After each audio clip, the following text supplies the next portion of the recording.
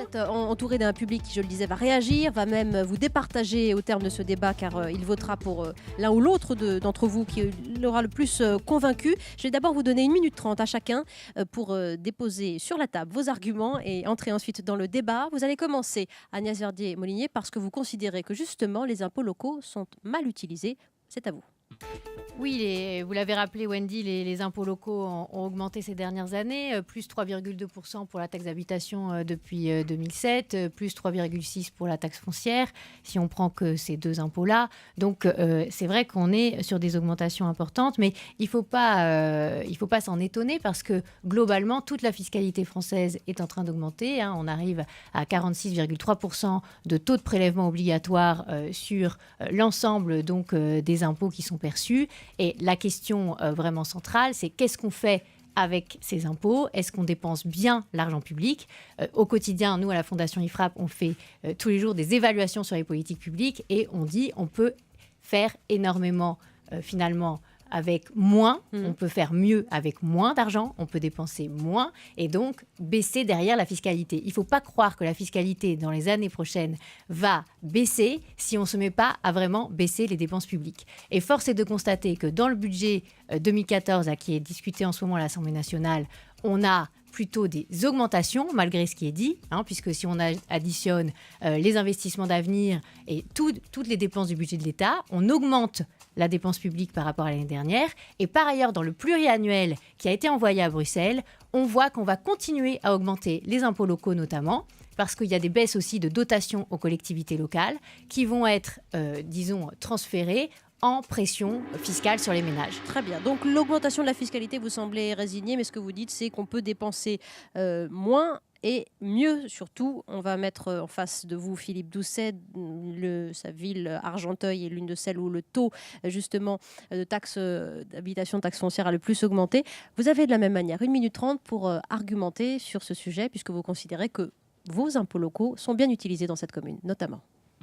Oui, alors il y a un paradoxe français, c'est que tout le monde trouve toujours qu'il y a trop d'impôts en général et trop d'impôts locaux en particulier, mais jamais assez de services publics. Donc à tous les coups, chaque maire, petite ville, grande ou moyenne, est sollicité tous les jours pour qu'il y ait plus de services publics. Mais les services publics, il faut bien les payer d'une manière ou d'une autre. Donc ça, c'est le grand paradoxe français. Concernant Argenteuil, il y a des histoires financières. C'est une ville qui, quand je suis arrivé en responsabilité en 2008, a failli être mise sous tutelle financière par l'État. Vous avez le cas de la ville de Détroit aux États-Unis, où la question de la faillite. Une entreprise peut tomber en faillite si elle est mal gérée. Une ville ne peut pas tomber en faillite parce qu'il y a des écoles, il y a entretenir les cimetières, des choses de base. Et cette ville, en 2008, est dans le réseau d'alerte rouge des collectivités locales depuis 2005 et a failli être mise sous tutelle. C'est quoi la mise sous tutelle? C'est quand le préfet il pousse le maire, il se met à la place du maire, ce qu'il a le droit de faire, et il dit « j'augmente les impôts parce que autrement la ville va tomber ». Bien. Et donc nous, on a trouvé cette situation et puis nous étions aussi la médaille de bronze. On a loupé à 1 point la médaille d'or d'une ville avec des emprunts toxiques, c'est-à-dire que la dette était financée avec des emprunts toxiques, c'est-à-dire avec des taux d'intérêt pouvant monter jusqu'à 20-25%. Donc on a aussi des histoires financières et quand un maire arrive en responsabilité, eh bien, il assume les responsabilités de ce qu'il trouve dans la maison. Bien. Alors après, sur la situation qui vient d'être rappelée, on se retrouve dans un paradoxe. C'est aussi que si on a une hausse des impôts locaux, c'est aussi parce qu'on a une diminution des dotations de l'État, mais je crois que Madame l'a déjà évoqué. Alors, c'est un point charnière, justement. On reviendra ensuite sur le paradoxe du service public. Baisse des dotations de l'État, comment les communes font-elles pour trouver de l'argent et pour financer les investissements, Agnès Verdier-Molinier? Là, il y a un hiatus. Mais là, il y a une proposition qui est très simple, c'est qu'il faut diminuer le nombre de strates d'administration locale. Et ce n'est pas simplement la responsabilité des collectivités locales, c'est aussi la responsabilité de l'État. Nous avons montré dans pas mal d'études ces derniers temps que nous avons une organisation territoriale et nationale qui va à l'encontre de l'idée de faire des économies finalement sur la dépense. Pourquoi? Parce qu'on multiplie les structures de décision. On a la commune, on a les intercommunalités, on a les agglomérations, on a les départements, on a les régions, on a l'État qui dans tout ça finalement joue un rôle qui n'est pas très sain parce qu'il ne décentralise pas vraiment et qui donne des petits morceaux à l'un, à l'autre et que tout le monde s'occupe de tout. Tout le monde s'occupe d'éducation l'éducation, l'État, la commune, le département, la région, tout le monde s'occupe de la culture, tout le monde s'occupe du tourisme, tout le monde s'occupe de l'aide extérieure C'est de vrai, l'État. ça, Philippe Doucet? Tout le monde Non, mais- intervient dans tous les domaines et se marche sur les pieds. C'est ça la France. C'est pour ça qu'on dépense beaucoup plus d'argent, 60 milliards de plus, c'est ce que j'ai écrit dans mon livre, 60 milliards qui partent à une mauvaise organisation, à un surcoût de production de nos services publics. Philippe Problème- Doucet. J'ai pas de problème par rapport à tout ça, mais il faut être sûr que les Français aient envie de ce que vous dites.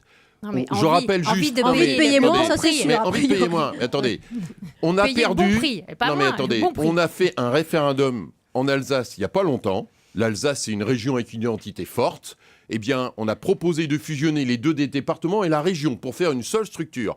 Bien, On leur a peut-être pas expliqué suffisamment les choses. ce référendum, nous l'avons perdu à 56%. Donc moi, je n'ai rien contre. Par exemple, je suis pour la suppression des départements d'Île-de-France. Donc moi, je n'ai pas de problème par D'accord. rapport à ça. Mais je vous invite à aller dans le Gers, par exemple, ou un autre département, et dire aux habitants du Gers, chers amis, le département du Gers, on le supprime.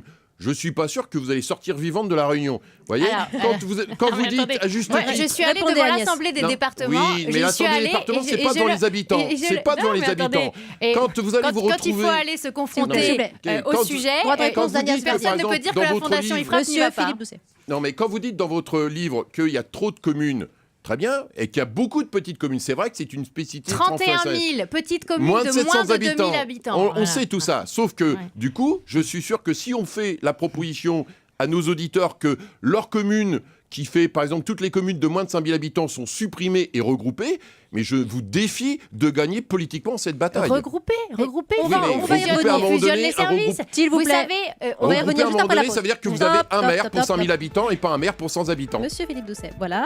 On va faire une petite pause. On revient au débat, évidemment, 13h40. On a Paul sur Twitter qui nous dit l'épargne, c'est ce qu'il te reste quand tu as payé les charges sur ta paye, tes impôts sur le revenu, tes impôts locaux et le reste. Et un autre Twitter, les impôts locaux sont tombés, on va manger des conserves pendant 2 mois. Voilà, j'espère qu'il va vous faire réagir ici. On s'interroge sur les impôts locaux, sont-ils bien utilisés dans notre pays, par nos communes en particulier. Face à face, Agnès Verdier-Molinier, Philippe Doucet, maire socialiste d'Argenteuil. À tout de suite.